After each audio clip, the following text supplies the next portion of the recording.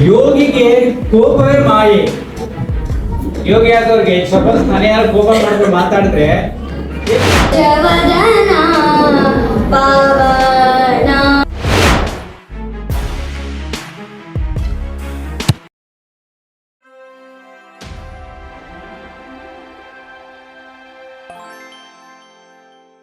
ಈ ಶುಭ ಸಂಜೆಯಲ್ಲಿ ಎಲ್ಲರಿಗೂ ಅಂತಾರಾಷ್ಟ್ರೀಯ ಯೋಗ ದಿನಾಚರಣೆಯ ಶುಭಾಶಯಗಳು. ನಮ್ಮ ಕಾರ್ಯಕ್ರಮವನ್ನು ಶುರು ಮಾಡೋಣವೇ? ಈ ಕಾರ್ಯಕ್ರಮದ ಶುಭಾರಂಭವನ್ನು ದೀಪ ಬೆಳಗುವುದರ ಮೂಲಕ ಪ್ರಾರಂಭಿಸೋಣ.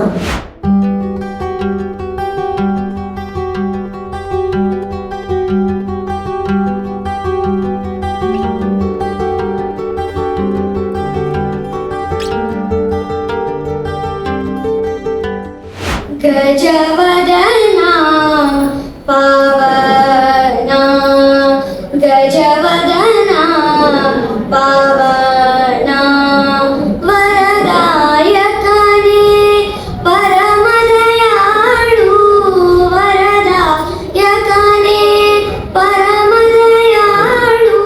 ಅನೂಪ್ ಕುಮಾರನಿಂದ ಭಗವದ್ಗೀತಾ ವಾಚನ. Good evening everyone. Today I am going to recite Bhagavad Gita. Partaya Pratibodhitam Bhagavatam Narayana Swayam.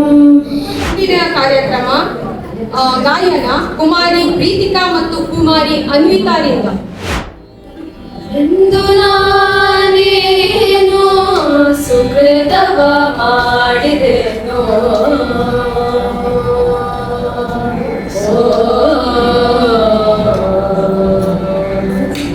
ಇಂದು ನಾನೇನು ಸುಕೃತವ ಮಾಡಿದೆನೋ ಮಂಗಳ ಮಹಿಮ ವೇಗಡ ಬಂದ ಮನೆಗೆ. ಈಗ ಮುಂದಿನ ಕಾರ್ಯಕ್ರಮ ಕವನ ವಾಚನ ಯೋಗ ವಿದ್ಯಾರ್ಥಿಯಾದ ಡಾಕ್ಟರ್ ಮಾಧವ್ ಅವರಿಂದ. ಎಲ್ಲರಿಗೂ ನಮಸ್ಕಾರ. ವೇದಿಕೆಯ ಮೇಲಿರುವ ಹಿರಿಯರಿಗೆ ಹಾಗೂ ವೇದಿಕೆಯ ಮುಂದಿರುವ ಎಲ್ಲರಿಗೂ ನನ್ನ ನಮಸ್ಕಾರಗಳು. ನಾನು ಬರೆದ ಕೆಲವು ಕವನ ಹನಿಗವನಗಳನ್ನು ನಿಮ್ಮ ಮುಂದೆ ಪ್ರಸ್ತುತಪಡಿಸುತ್ತಿದ್ದೇನೆ. ಎದೆ ಆಳದಿ ಅಡಗಿದೆ ಕಳೆದ ಒಳ್ಳೆಯ ಕ್ಷಣಗಳ ನೆನಪು, ಬೀಸುವ ಗಾಳಿ ಹಂಚಿಕೊಂಡ ವಿಷಯಗಳ ವಸ್ತುಗಳ ತಂದಿತು ಕಂಪು, ಬಾಂಧವ್ಯ ಇರಲಿ ಹೀಗೆ ಕಪ್ಪು ಕಳೆದ ಕ್ಷಣಗಳ ಮಾಸದೆ ಒಳಿಯಲಿ ನೆನಪು. ಇದು ಗೆಳೆತನದ ಬಗ್ಗೆ ಬರೆದ ಕೆಲವು ಸಾಲುಗಳು. ಯೋಗ ದಿನವಾದ್ದರಿಂದ ಯೋಗದ ಬಗ್ಗೆ ಬರೆಯುವ ಪ್ರಯತ್ನ ಮಾಡಿದ್ದೇನೆ. ವ್ಯಾಯಾಮ ಯೋಗ ಮಾಡೆಂದು ಹೇಳಿದಳು ನನ್ನ ಅರ್ಧಾಂಗಿ ಆಗಂದೆ ಅದು ಬೇಕಿಲ್ಲ ನನಗೀಗ, ಅರ್ಥವಾಗಲಿಲ್ಲ ಅವಾಗ. ಆಲಸಿತನಕ್ಕೆ ಹಾಕಿದ್ದೇನೆ ಈಗ, ತಡವಾಗಿ ಆದರೂ ಶುರು ಮಾಡಿದ್ದೇನೆ ಮಾಡಲು ಯೋಗ.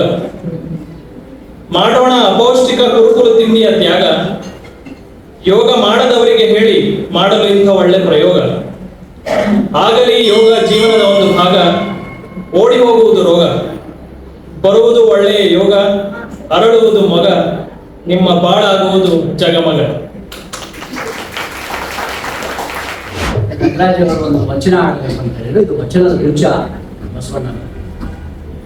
ತಂದೆ ನೀನು, ತಾಯಿ ನೀನು, ಬಂಧು ನೀನು, ಬಳಗ ನೀನು.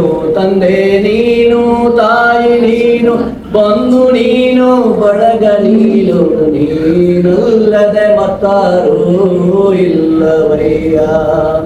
ತಂದೆ ನೀನು, ತಾಯಿ ನೀನು, ಬಂಧು ನೀನು, ಬಳಗ ನೀನು. ನೀನಲ್ಲದೆ ಮತ್ತಾರೂ ಇಲ್ಲವಯ್ಯ. ಕೂಡಲ ಸಂಗಮ ದೇವ ನೀನಲ್ಲದೆ ಮತ್ತಾರೂ ಇಲ್ಲವಯ್ಯ. ಈ ವಚನ ಹೇಳ್ತೀನಿ ನಿಮ್ಗೆ. ಯೋಗಿಗೆ ಕೋಪವೇ ಮಾಯೆ. ಯೋಗಿ ಆದವ್ರಿಗೆ ಸ್ವಲ್ಪ ನಾನು ಯಾರು ಕೋಪ ಮಾಡಿದ್ರೆ ಮಾತಾಡಿದ್ರೆ ಯೋಗ ಮಾಸ್ಟರ್ ಯಾವ ಯೋಗ ಮಾಡ್ತಾರೆ ಇವರು, ಇಷ್ಟೊಂದು ಕೋಪ ಮಾಡ್ಕೋತಾರೆ ಅಂತಾರೆ ಅಲ್ವಾ? ಯೋಚನೆ ಮಾಡಿ ನೋಡಿ. ಯೋಗಿಗೆ ಕೋಪವೇ ಮಾಯೆ. ನನ್ನ ಮನೆಯಲ್ಲಿ ಸರಿಯಾಗಿ ಮಾಡಿಲ್ಲ ಹೆಂಡತಿಗೆ ಬೈದ್ರೆ ಅವ್ರಿಗೆ ಆಡ್ಕೋತಾರೆ ಆರಾಮಾಗಿ. ಏನ್ ಯೋಗ ಮಾಡಿದ್ರು, ಏನ್ ಧ್ಯಾನ ಮಾಡಿದ್ರು, ಇಷ್ಟು ಹೇಳ್ತಿರಲ್ಲ ಅಂತ. ನಾನು ಎಕ್ಸ್ಪೆಕ್ಟ್ ಮಾಡೋದು ಪರ್ಫೆಕ್ಷನ್. ಯೋಗಿಗೆ ಕೋಪವೇ ಮಾಯೆ. ರೋಗಿಗೆ ಅಪಥ್ಯವೇ ಮಾಯೆ. ರೋಗಿ ಅದನ್ನು ಪಥ್ಯ ಫಾಲೋ ಮಾಡಿಲ್ಲ ಅಂದ್ರೆ ಏನಾಗುತ್ತೆ, ರೋಗ ಜಾಸ್ತಿ ಆಗುತ್ತೆ. ಎಷ್ಟು ಚೆನ್ನಾಗಿ ಹೇಳಿದ್ರು ನೋಡಿ. ರೋಗಿಗೆ ಅಪಥ್ಯವೇ ಮಾಯೆ, ಜ್ಞಾನಿಗೆ ಮಿಥ್ಯೆಯೇ ಮಾಯೆ.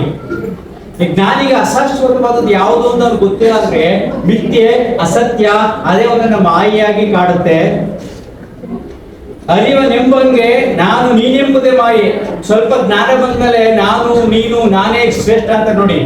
ಈ ಮಾಯೆ ಎಷ್ಟು ಪ್ರಪಂಚವನ್ನು ಆವರಿಸಿದೆ ಅಂದ್ರೆ, ಧರ್ಮದಲ್ಲಿ ನನ್ನ ಧರ್ಮ ಶ್ರೇಷ್ಠ, ಇಸ್ಲಾಂ ಧರ್ಮ ಶ್ರೇಷ್ಠ, ಹಿಂದೂ ಧರ್ಮ ಶ್ರೇಷ್ಠ, ಕ್ರಿಶ್ಚಿಯಾನಿಟಿ ಶ್ರೇಷ್ಠ. ಅರಿವಿದೆ, ಆ ಧರ್ಮದಲ್ಲಿ ತಿರುಗಿದೆ, ಆದ್ರೆ ನಾನು ಶ್ರೇಷ್ಠ ಅನ್ಕೋತಾರೆ ನೋಡಿ. ಅದೇ ಮಾಯೆ ಕಾಡ್ತಾ ಇದೆ. ಈ ಮಾಯೆ ಪ್ರಪಂಚವನ್ನೇ ಕಾಡ್ತಾ ಇದೆ. ಆ ಅರಿವು ಏನ್ ಬಂದಿದ್ಯೋ, ಆ ತಿಳಿವು ಏನ್ ಬಂದಿದ್ಯೋ ಅದರ ಸ್ವಾರ ಅವ್ರಿಗೆ ಗೊತ್ತಿಲ್ಲ, ಅದು ಮಾಯೆಯಾಗಿ ಕಾಡ್ತಾ ಇದೆ. ಕಪಿಲ ಸಿದ್ಧ ಮಲ್ಲಿಕಾರ್ಜುನ ಇವ್ರು ಹೇಳಿರೋದು. ನಿಮ್ಮ ಸ್ಫೂರ್ತಿದಾಯಕ ಮಾತು ಮತ್ತು ನಮ್ಮ ಜೀವನದಲ್ಲಿ ಮಾಯೆಯಿಂದ ಹೊರಗೆ ಬರಲು ತಿಳಿಸಿದ್ದಕ್ಕೆ ನಿಮಗೆ ತುಂಬ ಹೃದಯದ ನೋಡಿ, ಇವರು ನಮ್ಮ ರೋಬೋಟ್ ಮಾತಾಡ್ತಾರೆ. ಹಿಂಗೆ ಇಲ್ಲ ಇಲ್ಲ ನಮ್ಮವರೆಲ್ಲ ಹೇಳು.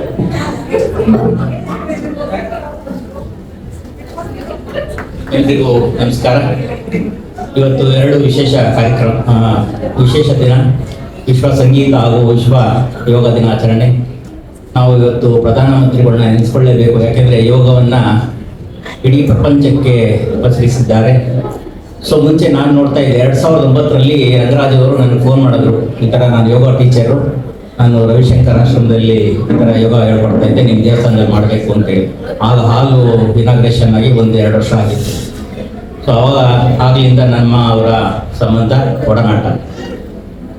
ಅವಾಗ first batch, second batch, third batch ಈ ಥರದಲ್ಲಿ ಒಂದು 15-20 ಜನ ಮಾತ್ರ ಬರ್ತಿದ್ರು. ಈಗ ಪ್ರಧಾನಮಂತ್ರಿಗಳು ಯಾವಾಗ ವಿಶ್ವ ಯೋಗ ದಿನಾಚರಣೆ ಮಾಡಿದ್ರು, ಅವೆಲ್ಲರೂ ಯೋಗದ ಬಗ್ಗೆ ವಿಶೇಷ ಕಾಳಜಿ ವಹಿಸಿದ್ದಾರೆ. ಈಗ ಸನ್ಮಾನ್ಯರು ಹೇಳಿದಾಗೆ ಆರೋಗ್ಯವೇ ಭಾಗ್ಯ, ಆರೋಗ್ಯ ನೀವು ನಂಗಂತ ಇರಿ, ನೀವು ಹಣ್ಣುಗಳು ತಿನ್ನಿ, ನೀವು ಜಂಕ್ ಫ್ರೂಟ್ಸ್ ಬಿಟ್ಬಿಡಿ.